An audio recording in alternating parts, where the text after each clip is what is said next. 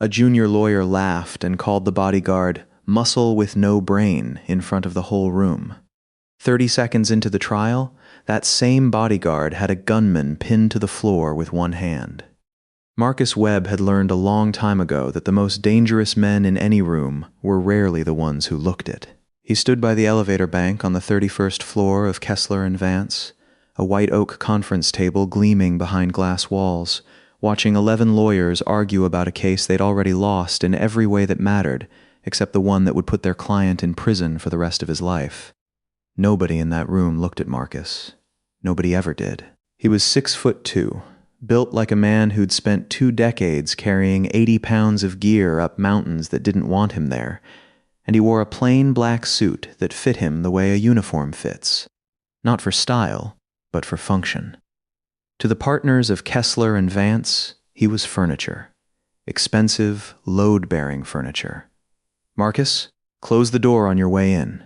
We're starting. That was Diane Kessler, senior partner, 61 years old, sharp as a scalpel and twice as cold. She ran security briefings for high-value clients the same way she ran depositions, like she already knew the answer and was only asking to watch you squirm. The client this time was Thomas Reyes, a construction magnate from Charlotte who'd been dragged into a wrongful death suit after a crane collapse killed 2 workers on one of his sites. Reyes swore the collapse was sabotage, that a rival contractor named Victor Alvarez had paid someone to loosen the load-bearing bolts to steal the city contract out from under him. Nobody at the firm believed him. They were building a defense on negligence, on paperwork, on plausible deniability.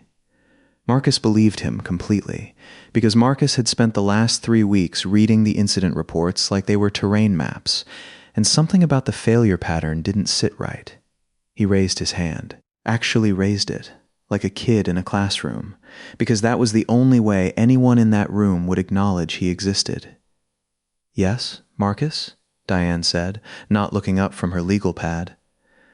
The bolt failure isn't consistent with fatigue stress. 2 of the 3 sheared clean, 1 didn't shear at all. It was already loose before the load went on. That's not wear and tear. That's somebody's hands. Silence. Then a junior associate named Preston Hale, 30 years old, Ivy League tie, laughed the kind of laugh that wasn't really a laugh at all. "Thanks for the engineering seminar, big guy, but we've got structural experts for that. Why don't you focus on making sure nobody walks through that door with a gun, and let the lawyers handle the lawyering?" A few chuckles around the table. Diane didn't laugh, but she didn't stop it either. "Marcus provides excellent muscle," she said, the words landing exactly the way she intended them to. "But this is a legal strategy meeting, not a security assessment. If we need your opinion on cover positions for the courthouse, we'll ask." Marcus didn't flinch. He'd been called worse things by better people. He said, "Understood," and went back to standing by the wall, watching the room the way he watched every room, cataloging exits, sightlines, hands, faces. Nobody noticed that while they argued about depositions, his eyes never stopped moving. They called him muscle with no brain, so often it had become something like a nickname, tossed around the office kitchen and the elevator and the client meetings like it was funny, like it didn't land anywhere. Diane liked to say it in front of clients, a little joke to put wealthy, nervous men at ease. "Don't worry, he's just for show. The real protection is our legal strategy." Preston liked to say it to get a laugh out of the paralegals. Even the receptionist, a kind enough woman named Carly, had taken to calling him RoboCop without ever once asking what he actually did before he came to work in a suit that didn't quite let him move the way he wanted to move. What none of them knew, what Marcus had never once mentioned in 4 years at that firm, was that he'd spent 19 years as an operator in a special forces detachment so classified that half his own family didn't know what unit patches he'd worn. Task force work. Places that didn't appear on maps. He'd planned assaults on compounds guarded by men who made Kessler and Vance's security concerns look like a children's birthday party.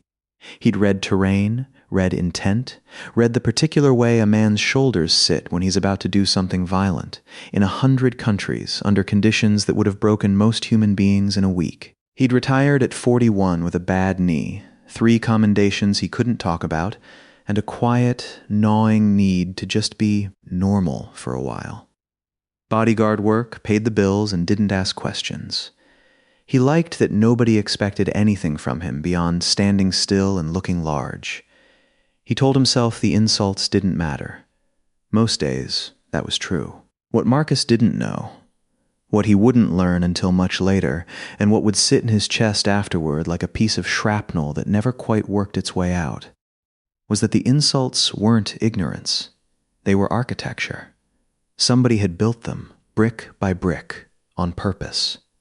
The case moved toward trial. Reyes kept insisting Alvarez was behind the sabotage, and kept getting waved off by Diane, who preferred a defense that didn't require proving a criminal conspiracy in front of a jury.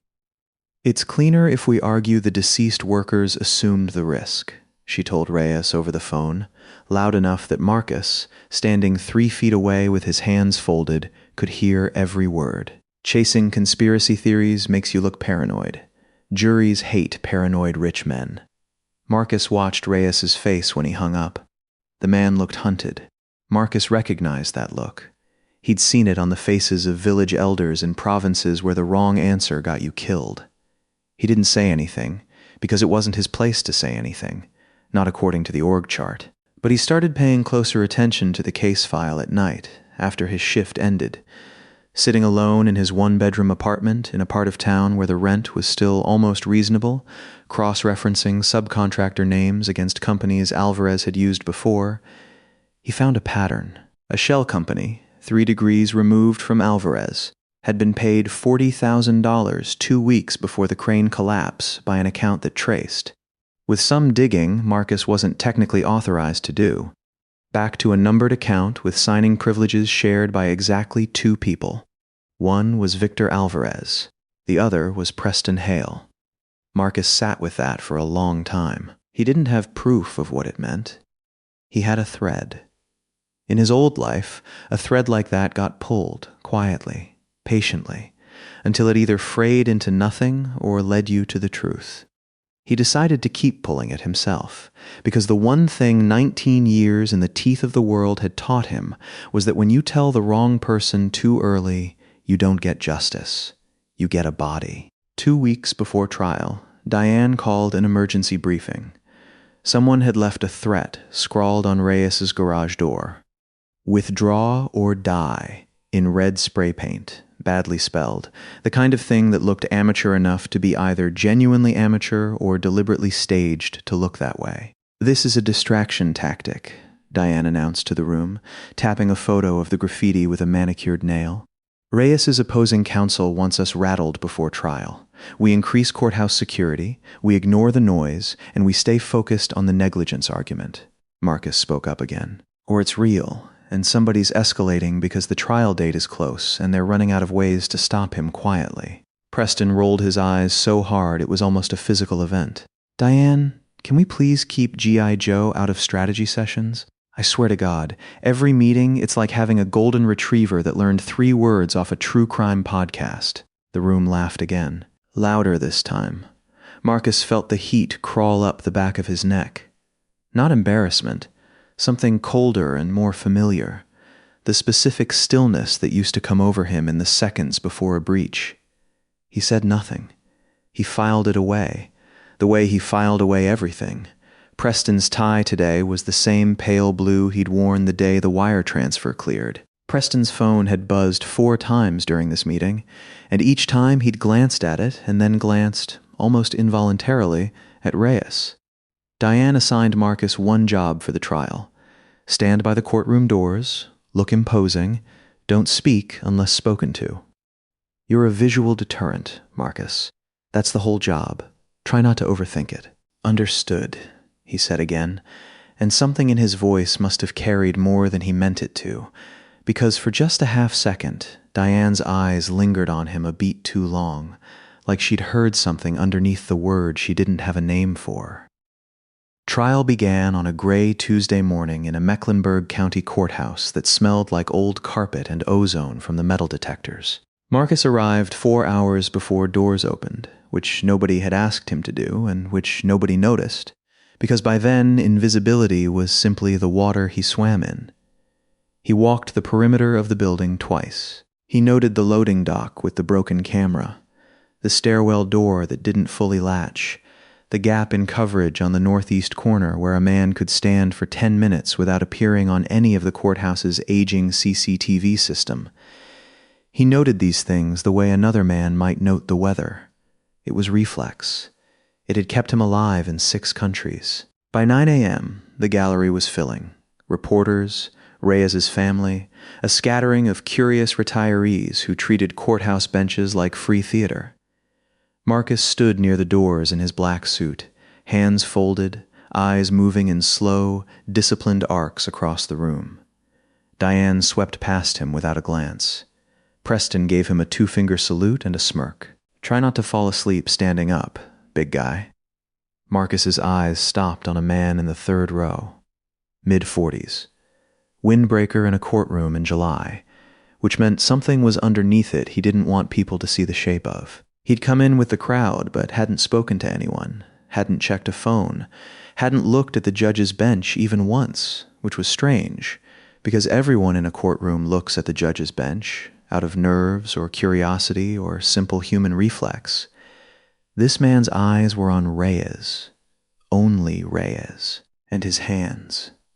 His hands stayed inside the windbreaker's front pocket, both of them, in a way that wasn't casual. It was a grip. Marcus had seen that stillness before. Men who are waiting have a particular kind of quiet. Most people fidget. This man had trained his body out of fidgeting, and that, more than anything, told Marcus everything he needed to know.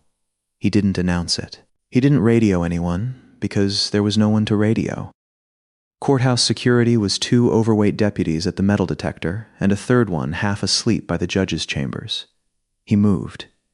He crossed the gallery at an angle that looked, to anyone watching, like a security guard doing a boring perimeter walk. He came up behind the 3rd row from the side aisle, and as the bailiff called the court to order and Reyes stood at the defense table with Diane at his side, Marcus watched the man's right hand begin to slide out of the windbreaker. He was on him in under 2 seconds.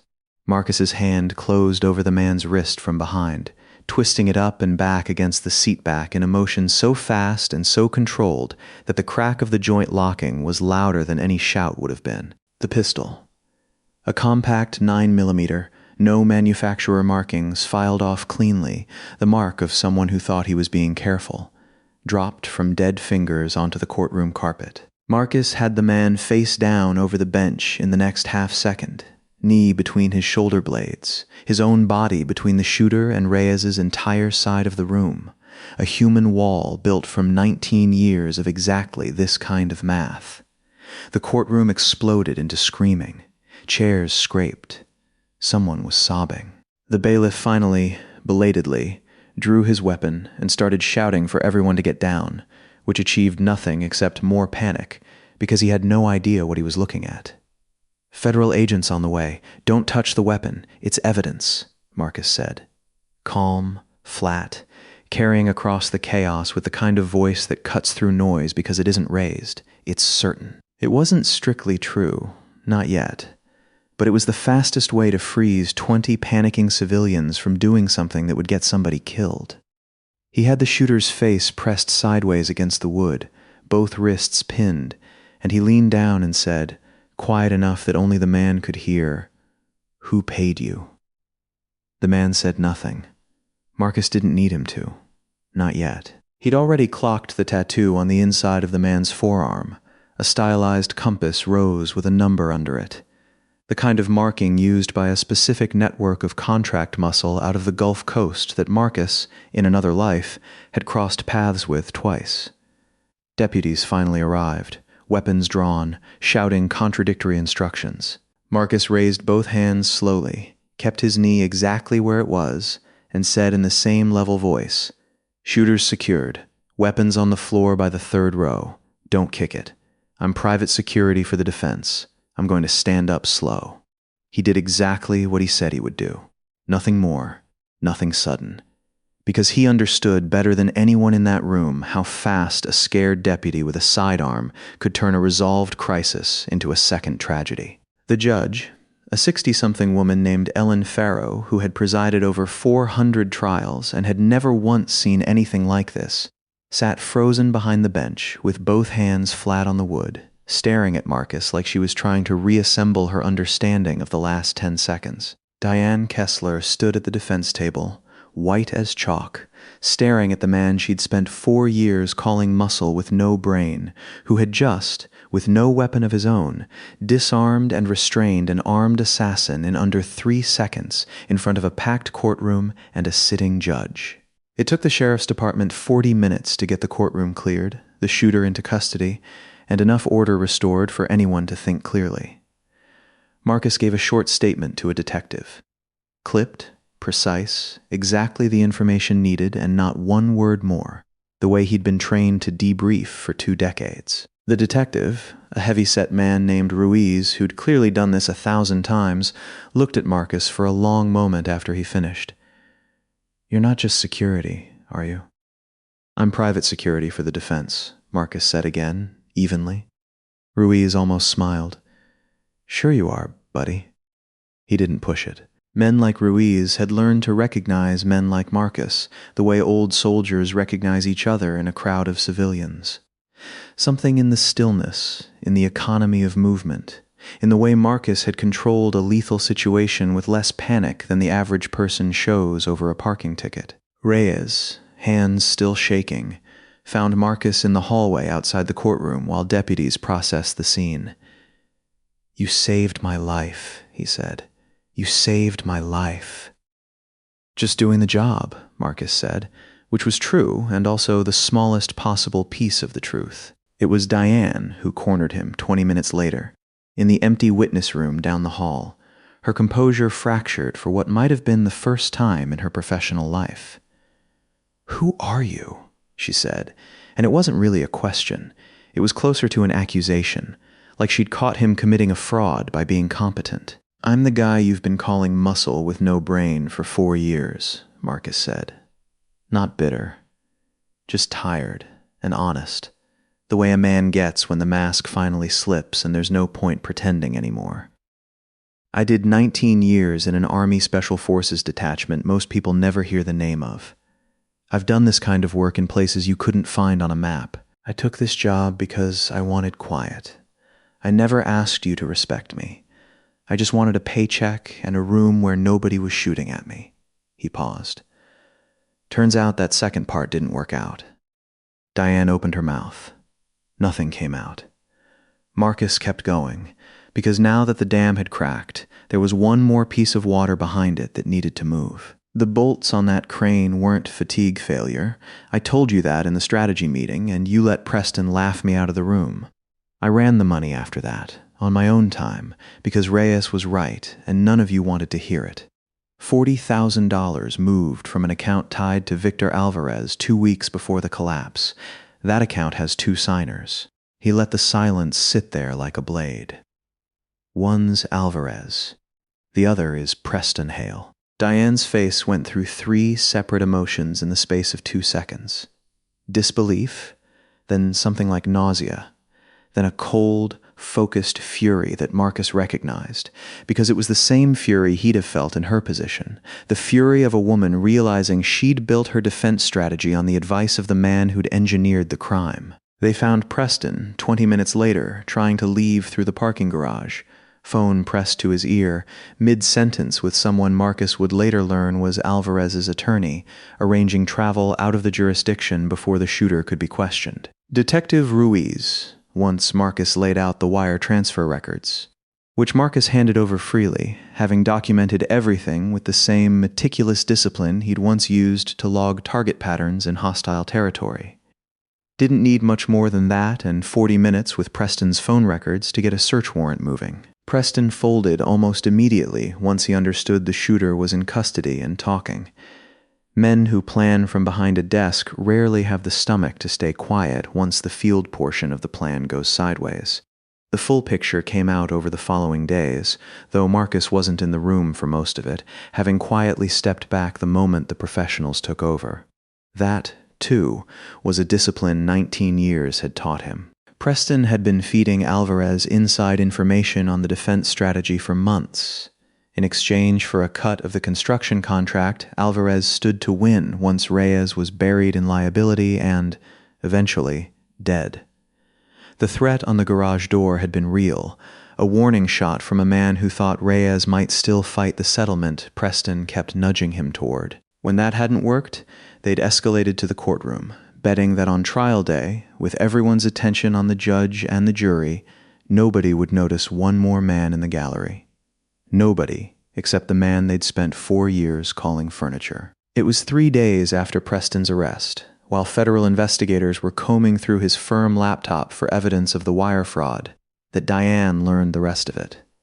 The part that had nothing to do with Alvarez, or the crane, or the money, and everything to do with why nobody in that building had ever listened to Marcus Webb until it was almost too late. Buried in Preston's sent mail folder, in an email chain 4 years old, was a request routed through Hour during Marcus's original onboarding.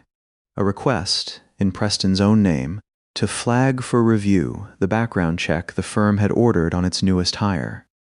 Diane remembered signing off on that background check herself.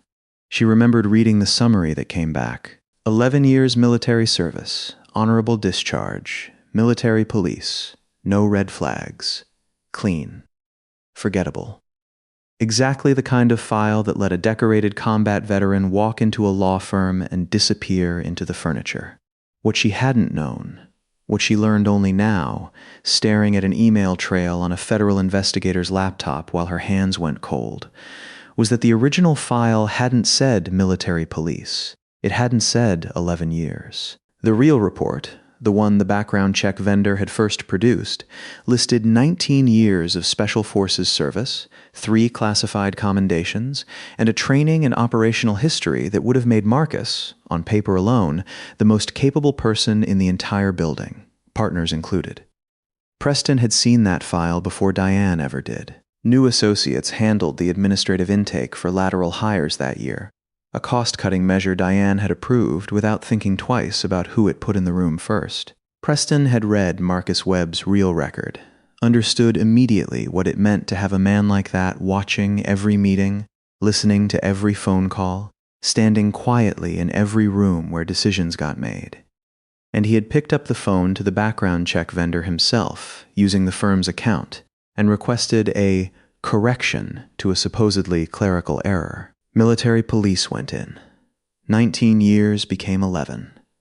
Commendations vanished into a sentence about general meritorious service. By the time the file reached Diane's desk, Marcus Webb had already been erased and rebuilt as something safe, something forgettable, something a first-year associate could mock in a strategy meeting without a second thought. It hadn't been an accident that nobody listened to Marcus about the bolts. It hadn't been an accident that Diane called him muscle with no brain to a client's face, or that Preston led the laughter every single time Marcus opened his mouth. Preston had engineered it, 4 years in advance, the same way he'd later engineered the sabotage and the shell company and the man in the windbreaker, quietly, patiently, making sure the one person in the building who might actually see him coming would never be believed in time to stop him. Diane sat alone in her office with that email open on the screen for a long time before she called Marcus. He came in, still in his black suit, still moving like a man who hadn't slept enough and didn't plan to mention it. She turned the laptop around and let him read it himself, and she watched something move behind his eyes that she hadn't seen even in the courtroom. Not shock, exactly. Recognition. The particular, weary recognition of a man discovering that a wound he'd carried for years, one he'd told himself didn't matter, had in fact been inflicted on purpose, by design, by someone who'd understood exactly what he was doing. 4 years, Marcus said finally, quietly. He didn't just sell out Reyes. He buried me first. Made sure that when the moment came, nobody in this building would trust a word out of my mouth until it was almost too late to matter. I signed off on a background check. I never actually read past the summary, Diane said. Her voice had none of its usual edge. It had gone somewhere small and honest. I let a 30-year-old with an Ivy League tie decide what kind of man you were, and then I spent 4 years repeating his lie back to you like it was my own idea. I called you muscle with no brain to Thomas Reyes's face. I did that on purpose, Marcus, because a first-year associate told me it would be good for client comfort, and I never once asked why he was so certain. You didn't know. I didn't want to know, Diane said. That's worse. Marcus didn't argue with her. He'd spent 19 years learning that some truths didn't need softening, and this was one of them. But he also didn't let it sit as the last word. You're the one who put that email in front of a federal investigator instead of burying it, he said. You didn't have to go looking for the parts of this that make you look bad. Most people wouldn't have. 2 weeks later, the firm held a small gathering that nobody called a celebration, because a man was in the hospital and a lawyer everyone had trusted was in federal custody, and there wasn't much appetite for confetti. But Diane Kessler stood in front of the associates and the paralegals and Carly, the receptionist, and she said, in a voice that had lost every trace of its usual cutting edge, I owe Marcus Webb an apology. I don't know how to give properly, so I'm just going to say it plainly. I underestimated him because it was convenient, because it let me feel smart in a room where I hadn't done the work he'd already done. What I didn't understand until 3 days ago is that the convenience wasn't an accident. Somebody built it for me, on purpose, so that none of us would ever look twice at the most capable person in this building. He saw the truth about that crane before any of us. He saved Thomas Reyes's life with his bare hands. And I called him muscle with no brain to a client's face, over and over, while he stood there and took it. Because a man who wanted him silenced made sure I never once bothered to ask who he actually was. Marcus, standing by the door out of old habit, felt every eye in the room turn to him for the first time like he was actually visible. 19 years, Diane said quietly. Special forces.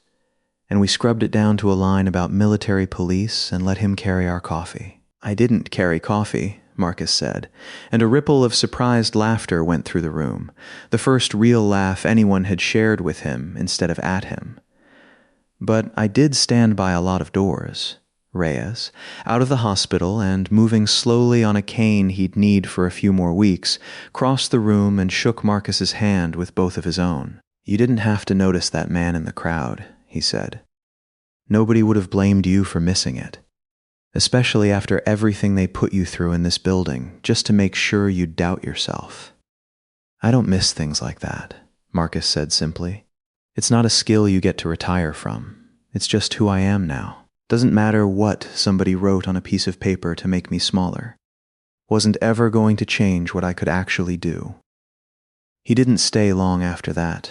Recognition had never been what he wanted, and 4 years of being underestimated hadn't broken something in him that needed repairing with applause. He shook a few hands, accepted Carly's quiet, genuine apology for the RoboCop jokes with a small, real smile, and told Diane, on his way out the door, that he'd take the assignment protecting Reyes through the civil suit's aftermath, if they still wanted him.